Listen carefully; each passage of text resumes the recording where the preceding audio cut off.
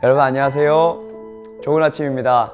오늘은 3월 25일 수요일 청소년 큐티인을 가지고 여러분과 함께 하나님의 말씀을 나눠보려고 합니다. 오늘 큐티 제목을 보면 뭐라고 나와 있을까요? 뭐라고 나와 있죠?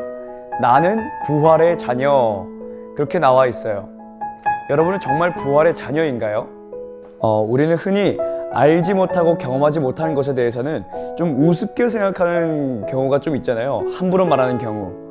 그런 것처럼 오늘 말씀에 나오는 이 사두개인들이 꼭 그런 사람들이었다라고 하는 거예요. 사두개인들은 이 부활을 전혀 믿지 않았어요. 사람이 죽으면 끝이지 어떻게 다시 부활을 해? 다시 살아나? 하면서 전혀 믿지 않았다라고 하는 거예요. 그런데 참 웃긴 건 이 사람들은, 이 사두개인들은 어떤 사람들이었냐면 이 가문 대대로 할아버지도 대제사장, 아버지도 대제사장, 아들도 대제사장, 손자도 대제사장, 계속 대제사장, 하나님을 섬기는 일에 자신들의 모든 것들을 걸었던 사람들이 바로 이 사두개인들이었다라고 하는 거예요. 그게 정말 이상하죠? 하나님을 섬겼는데 하나님이 말씀하셨던 부활에 대해서는 전혀 믿지 않고 있었던 사람들이 이 사람들이었다라고 하는 거예요.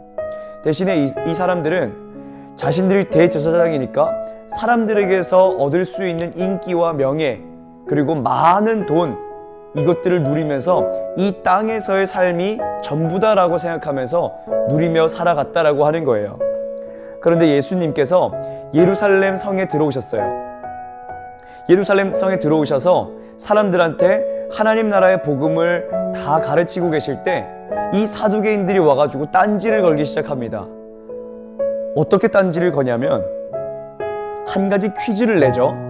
이 계대혼인법이라고 하는 이 사회법을 가지고 예수님께 딴지를 걸기 시작해요. 여러분, 계대혼인법이 뭔지 아세요? 그 당시 예수님 당시에 이스라엘 사람들한테는 이 남성 우월주의가 있었어요. 그렇기 때문에 남성 중심의 어떤 그 사회가 형성이 되어 있었기 때문에 여자들은 약자이고 여자들의 권리는 제대로 보호받지 못하던 그러한 사회적인 그런 분위기가 깔려 있었어요. 그랬을 때 어떤 여자가 어떤 남자를 만나서 결혼을 했어요. 그 남자가 결혼을 한 지 얼마 안 돼서 그냥 꺽 하고 죽어버렸네? 그러면 여자는 혼자 남았을 때 어떻게 될까요? 이제는 생계도 제대로 보장받지 못하고 또한 아들이 없을 경우에는 대를 잇지 못하는 그러한 비참한 그러한 결말까지 맞을 수 있게 되는 위험천만한 그 상황 속에 놓일 수밖에 없었던 사람이 바로 이 여인이었다라고 하는 거예요. 여자들이었다라고 하는 거예요.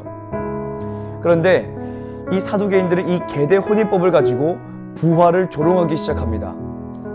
아니, 7명이나 되는 남자가 이 한 여자에게 장가를 들어서 남편이 되었는데 만약에 모든 사람들이 부활하는 그 부활 때에는 과연 이 7명 중에 어떤 사람이 이 여자의 남편이 되겠습니까?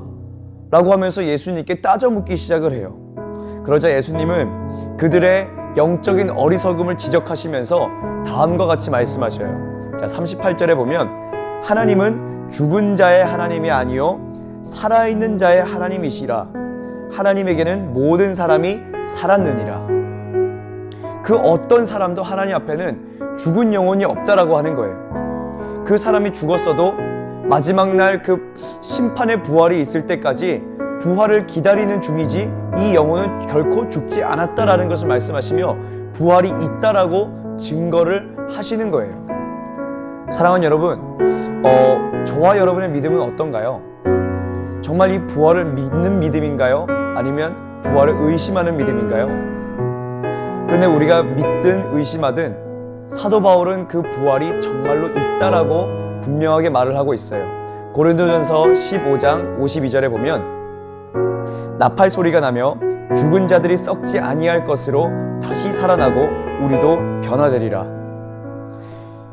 하나님 앞에서 죽은 사람들이 나팔 소리를 듣고 다 일어나는 그때가 온다는 거예요. 그리고 그때에는 우리 또한 죽지 아니할 것들, 썩지 아니할 몸으로 입혀지고 변화되어서 하나님을 맞이하게 된다는 거예요. 사랑하는 여러분, 정말 우리가 이 믿음을 가지고 있는지 아니면 믿음을 갖지 못하였는지는 어떻게 알 수 있을까요?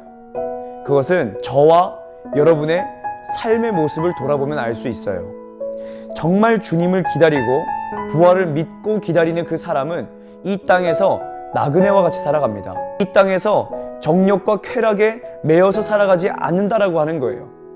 정말 이 부활을 믿고 있는 그 사람들은 하나님을 닮아서 거룩하게 살아가요. 내가 현재는 거룩하지 않다고 할지라도, 내가 지금은 죄인의 그 모습을 입고 있다고 할지라도, 내가 날마다 주님을 발견하려고 애를 쓰며, 내가 날마다 주님의 모습을 닮아가기 위해서 날마다 애를 쓰는 그 모습으로 살아갈 수밖에 없다라고 하는 거예요. 믿음을 갖고 있다면요.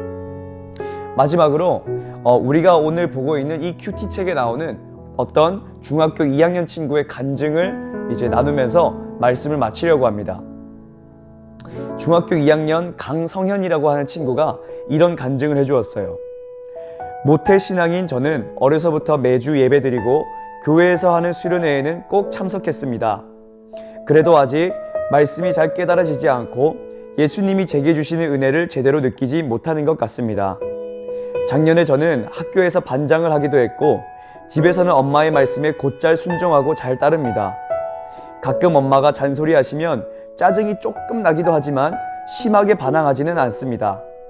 겉으로는 착한 듯 보이지만 속마음은 다릅니다. 학교 선생님이나 엄마가 제게 이것저것 시키시면 이쯤이야 내게 문제도 아니지 라며 허세를 부리고 교만해집니다. 언제나 네 하고 대답을 곧잘 하지만 말뿐이고 노력하거나 행동으로 실현하지는 않습니다. 말씀을 적용하는 것도 똑같습니다. 예수님은 좁은 문으로 들어가라고 하시는데 어려서부터 교회를 다니고 들은 말씀이 있어서 좁은 문으로 들어가겠다고 대답은 잘하지만 정작 그 앞에서 발걸음을 떼지 않고 가만히 서 있기만 할 뿐입니다. 이러다가 오늘 말씀처럼 나중에 예수님이 나는 성현이를 알지 못한다고 하실까봐 걱정이 되기도 합니다. 교회는 다녔지만 친구들과 떠들고 스마트폰을 보며 예배를 제대로 드리지 않았습니다.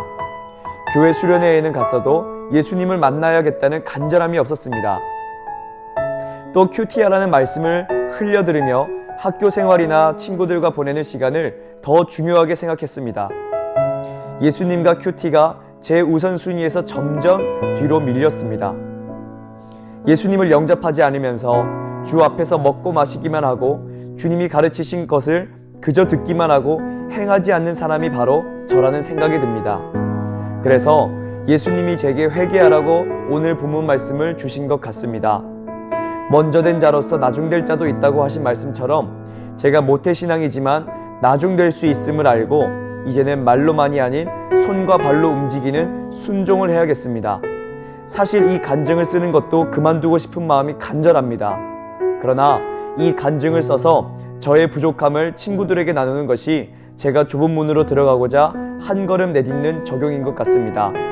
몇 번 더 남은 묵상 간증을 성실히 쓰기로 다짐해 봅니다. 예배 시간에는 집중하고 큐티도 일어나자마자 하도록 노력하겠습니다.